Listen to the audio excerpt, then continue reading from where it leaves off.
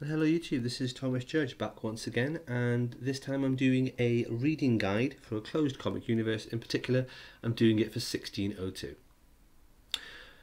So what is 1602 and why am I doing a closed universe reading guide of it? Well, it's a small Marvel universe, reality 311 in the Marvel continuity, and what I'm going to do just in this one single video is just a quick guide to all the issues, the continuity and the reading order for it.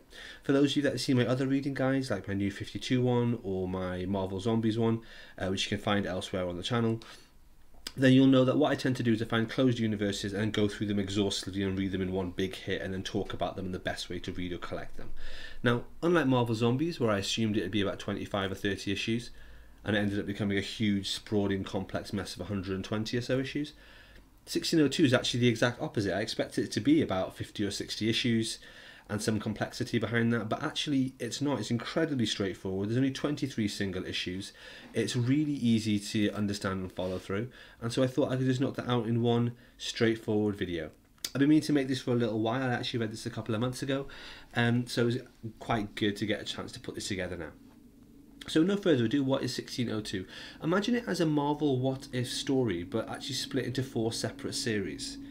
So the way that it works is Marvel 1602 is an Elizabethan era Marvel story. So if you can imagine, it's something like a DC Elseworld story, more specifically a bit like Batman Gotham by Gaslight, which is Elizabethan era as well. So just imagine that the Marvel universe with all its heroes and villains was actually happening at the turn of the century. In 1602, so 400 years ago.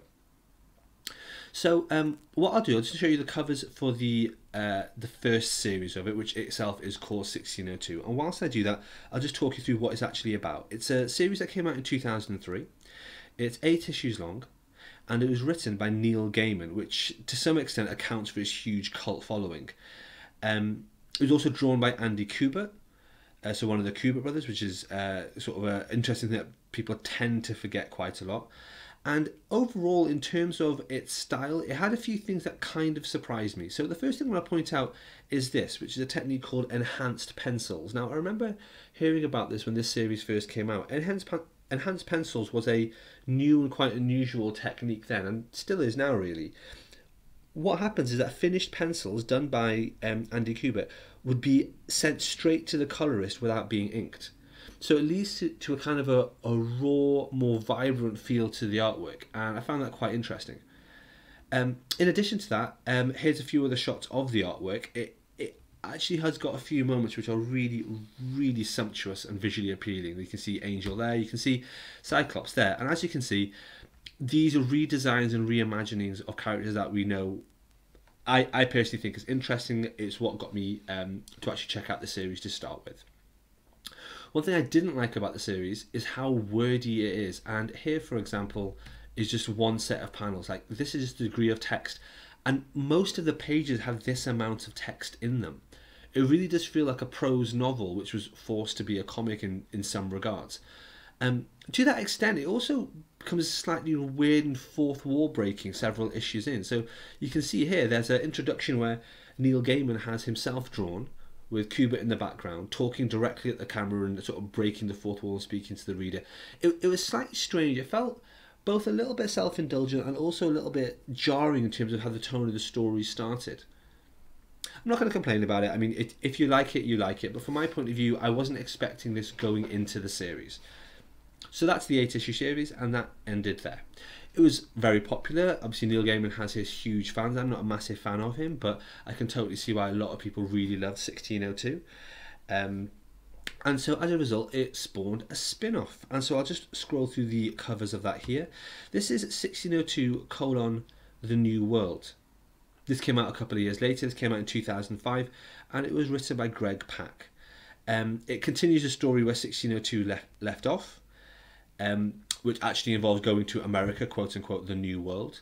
And so as a result, it introduces quite a few new additional things. So you've got dinosaurs, you've got Hulk, who was in the original 1602 as well, but is much more prominent here.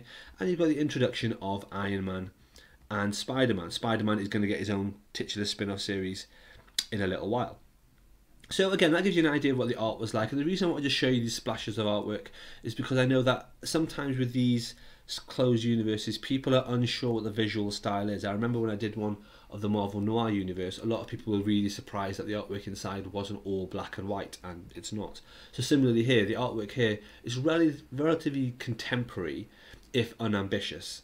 But there we are. So moving on to the third series. So what happened then is a couple of years later, another series came out called 1602 Fantastic Four. Now, fantastic is spelt with a K at the end of the word, so fantastic, like candlestick, I guess. And this is a story, again, set in Marvel 1602, set straight after the New World, written by Peter David. But unfortunately, it's not as great, in my opinion, as a lot of Peter David's other work. And the cliche of having the Fantastic Four in London only kind of gets underlined by just kind of a few silly design choices, like incorporating the character of William Shakespeare for no good reason that I can see, other than it would help cement for a lot of readers the idea that this is in Victorian England. So, I don't know, I wasn't a massive fan of this story, and it did get a bit fantastical and mystic and magical, as you can see in this image here of the Watcher. And then that was followed with the final series in Spider-Man 1602, which came out soon after. And you can see the covers for that here. This was written by Jeff Parker, and this is specifically about the Spider-Man character, or Peter Parquest, or Parquare, I think it is. It's written in a particular way to make it seem very oldie-worldy. And so this series is a 5-issue series about that Spider-Man character. As you can see, the artwork is stable, it's very conventional, it's very effective, it's got an interesting redesign of some of the characters, like people like Bullseye. Yeah, that's the end of the final series of Marvel 1602. It's literally only 4 series done back to back, no complexity, no interweaving narratives. The bearing that it has on the Marvel 616 universe, the normal universe, is tangential and relates a little bit to the multiverse and the Watchers, and quite interesting twist at the end of the first series. But I don't want to go into that. If you are interested in checking it out, those are the issues to check out, and that's the order to check them out in. And that's a sneak peek of what some of that artwork would look like. There are a few spin-offs for Marvel 1602, which you might be interested in, which I haven't included here. So the first one is a spin-off from Secret Wars, and the Secret Wars event of 2015. I haven't included that because, having read it, it felt quite jarring and unlike the rest of Marvel 1602, so I don't include that here, I don't really think about that. In addition, I'm going to be doing a separate Secret Wars video to talk about the ones that form part of that event and ones that don't for whatever reason. So I'm going to be talking about this much more in a separate video. Also, Marvel 1602 and the Peter Parker character from there is apparently featured in the Spider-Verse. Now, I haven't read the Spider-Verse series yet. I have it, I own it, I just haven't read it as yet, and so I can't attest to that, but I gather apparently there's a functional cameo from the Peter Parker character there. So, let's say you've read it, let's say you're interested in keeping it and you want to own it. How would you do that? Well, it's available in a hardcover, and I know some people are a real fan of Marvel 1602 and they would love this oversized hardcover. I know Mike from the Hardcover Comic is a big fan, and quite a few people talk about it and really like this and are really interested in this universe. Great, if you want it, oversized format of the first series is there. If you're interested in the others, they're available in a variety of pretty random formats. I haven't been able to really track it down or make like a definitive guide of this, because I'm no Crushing Crisis. I don't have the sort of temperament it would take to track down every single publication variant of that. But here's just a quick image of some of the different spin-offs and how they've been done and different formats. This is a deluxe format that you find at least in British bookshops where I am. And yeah, those are the only formats it's available in, it appears. So trade paperback, hardcover edition, and then an oversized hardcover for the first series. If other versions are available, just drop them in the comments below. I'm sure other people that are watching this video will be interested in knowing. For my money, I'm surprised that Marvel haven't done an omnibus of this. At 23 issues, this is perfect omnibus fodder.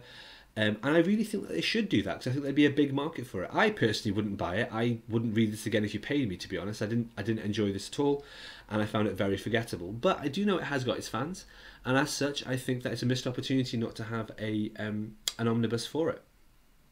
Anyway, guys, that's the end of the video. Quick overview of Marvel 1602. Just wanted to get your thoughts. Wanted to make sure that you knew what it was and how straightforward it would be to jump in and read that. So let me know what you think. Have you read it? Do you like it? What's your opinion on the 1602 universe? And would you buy an omnibus of it? As always, please like, comment, subscribe, and as always, please support the channel by heading over to Amazon.com and picking up my prose episodic novel, No Gods or Kings. Until the next time, when I'll probably be diving back into tutorial series, stay classy.